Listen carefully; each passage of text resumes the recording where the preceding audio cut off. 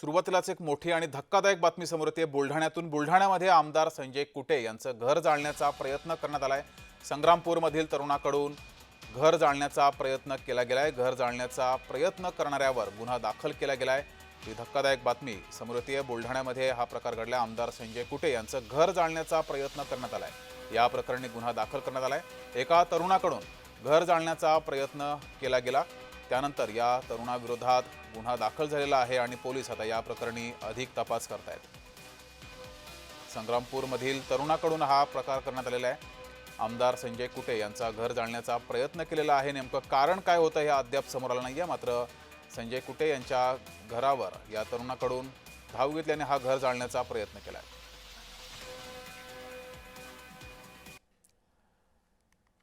अधिक माहिती घेऊया। आपले प्रतिनिधी प्रफुल्ल खंदारे आपल्या सोबत जोडलेले आहेत। प्रफुल्ल, नेमका घर जाळण्याचा या तरुणाचा उद्देश काय होता? यामागचं नेमकं कारण काय होतं? जगदीश, गेल्या वर्षी मोठ्या प्रमाणावर बुलढाणा जिल्ह्यातील जळगाव जामोदमध्ये अतिवृष्टी झाली आणि या जळगाव जामोद संग्रामपूर परिसरामध्ये मोठ्या प्रमाणात अतिवृष्टीची मदत देखील आली।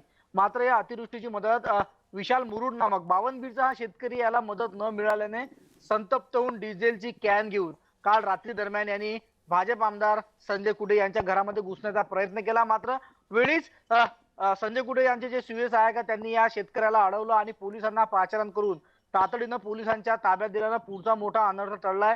स्वतः आमदार संजय कुटे हे घरीच होते। त्यानंतर पोलिसांनी या शेतकऱ्याला ताब्यात घेतला आणि नेमकं संपूर्ण चौकशी जी आहे ती अद्यापही पोलिसांकडून सुरू आहे। गेल्या वर्षी झालेल्या अतिवृष्टीमध्ये मोठ्या प्रमाणात भ्रष्टाचार झाल्याचा आरोप या शेतकऱ्याकडून केला गेला होता।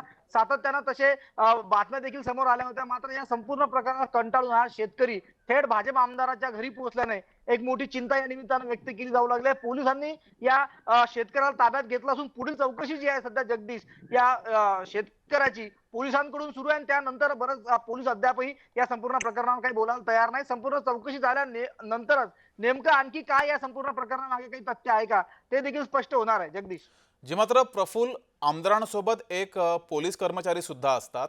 अशा पार्श्वभूमीवर हा शेतकरी आमदारांच्या घरापर्यंत कसा पोहोचला? पोलीस कर्मचारी काय करत होते?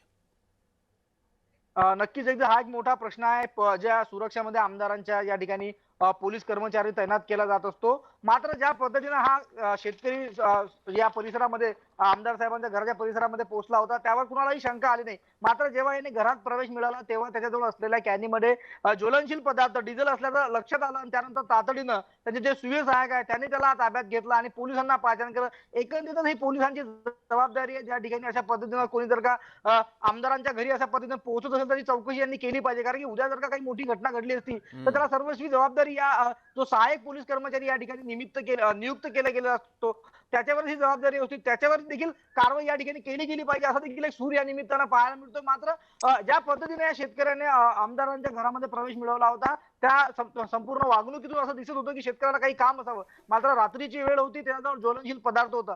पोलिसांनी त्याला ताब्यात घेतल्यानंतर हे ज्वलनशील पदार्थ स्वतःच्या ट्रॅक्टरमध्ये टाकण्यासाठी आणलं असल्याची माहिती त्यांनी पोलिसांना दिली खरी। मात्र त्याच्याजवळ कुठल्याच प्रकारचं ट्रॅक्टर नसल्याचं नंतरच्या काळामध्ये लक्षात आल्यामुळे निश्चितच हा आमदार साहेबांचं घर जाळण्यासाठी आला असल्याचा या ठिकाणी संशय बळावला आणि त्यानंतर पोलिसांनी या ठिकाणी ताब्यात घेण्याची कारवाई केली आणि भारतीय न्याय संहितेनुसार 333 आणि 331 च्या कलमानुसार गुन्हा देखील जगदीश दाखल करण्यात आलेला। आता त्याला कोर्टामध्ये सादर केलं जाईल। आणखी त्या जे काही परिस्थितीजन्य पुरावे आढळतील त्या परिस्थितीजन्य पुराव्यावरून त्या शेतकऱ्यावर देखील कारवाई केली जाईल। आणि ज्या पद्धतीने आपण जो प्रश्न उपस्थित करतोय की आमदारांसोबत जे काही या ठिकाणी सुरक्षेसाठी पोलीस कर्मचारी आहेत ते नेमकं काय ठीक आहे करतात त्यांच्यावर देखील कारवाई होईल अशी अपेक्षा करता येईल। जगदीश प्रफुल्ल, धन्यवाद दिलेल्या या माहितीबद्दल।